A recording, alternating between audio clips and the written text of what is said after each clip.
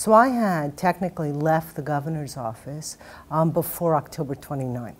But I had been lucky to serve him in Trenton, and before that as his counsel at the U.S. Attorney's Office. And so as the time grew closer to October 29th, it was clear that the governor needed all hands on deck. Once the storm hit, it was clear that when we went around the table every morning and then every afternoon. So there was a conference table at the Rock set up where the governor, his chief of staff, his chief counsel, all of his cabinet, and then all of the other people who were called to duty went around the table and gave an action report for their area of responsibility. And I remember it was either the day after the storm hit, but I really think it was 2 days after the storm hit. And I think the first day we were still all in shock.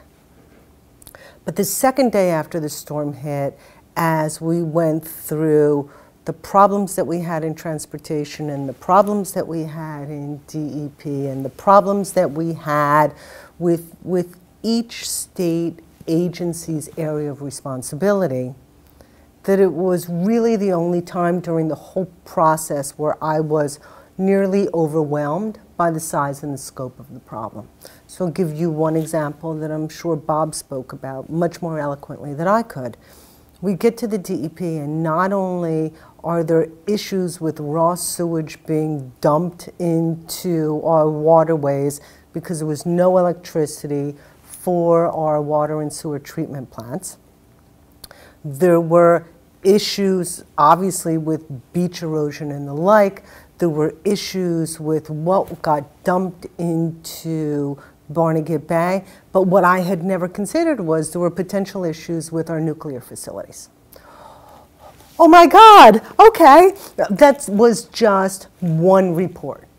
And it was a series of 20 different people, all of whom in their own areas of responsibility were dealing with these problems of such enormous magnitude that it was just hearing all of them over the course of 1 hour that really made you feel somewhat overwhelmed.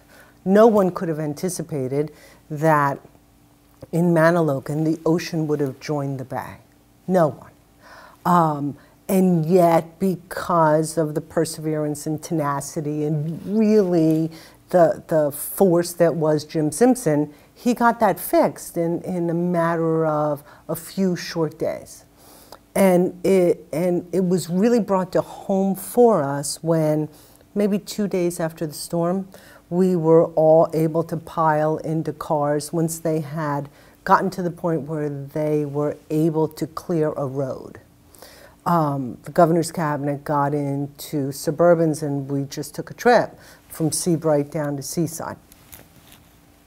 And I truly wish that at that time we had had video cameras with us, because it really looked like something out of a movie. And by the time you got to Ortley Beach, where you had sinkholes with cars cantilevered into them, and homes that looked perfectly fine on the facade, and then when you drove by, you could see the whole back of the house was gone, just gone.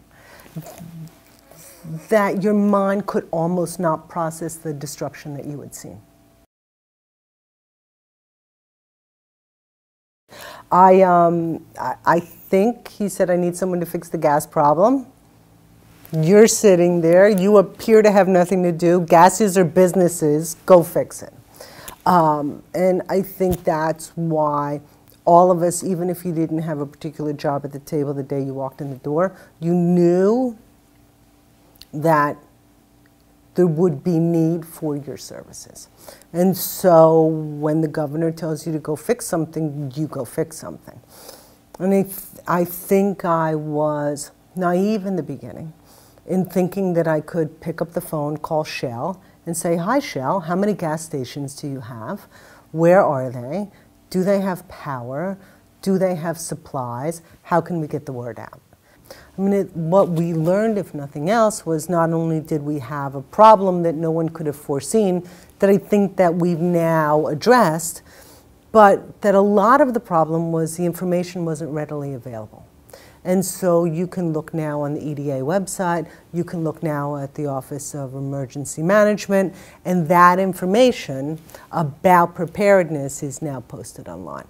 And so I think that the real success in having gone through a storm like this is, I think that you will find in every area where we had problems, issues, concerns, catastrophes, we will be better prepared for the next storm.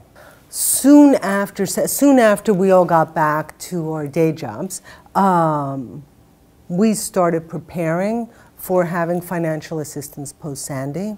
And I knew early on that we were going to be tasked with coming up with programs to help businesses affected by the storm. So the first thing you do, because it's federal grant money, you know that whatever plan you come up with will have to be approved by the federal government. And so it only made sense to see what they had approved before. So the first thing we did was pull the plans from all the different states that had received federal funding before. So I know what business programs were proposed in Katrina. We knew what business programs were approved by HUD for flooding that they had had in Iowa. We knew what had been approved in Florida and up in Vermont and in a number of states around the country, because my thought was, if I could propose programs that were similar to ones that had approved before, we had a better chance of being approved early on, and we could more quickly get funding to businesses that had been affected. I heard time and time and time again from them, we've never gotten any help from the government, and we really didn't think we ever would get any help from the government. And I'm pretty surprised you're actually here with my check, because I never thought that that day would come.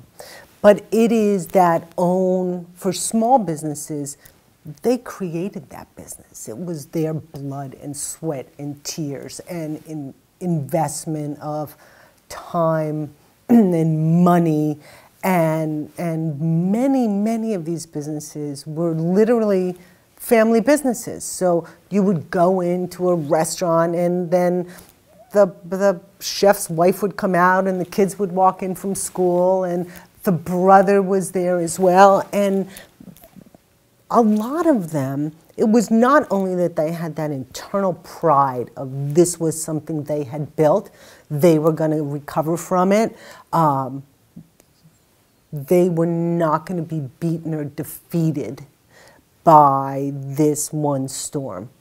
And there was an incredible spirit among the people who had suffered, that they were all going to come back.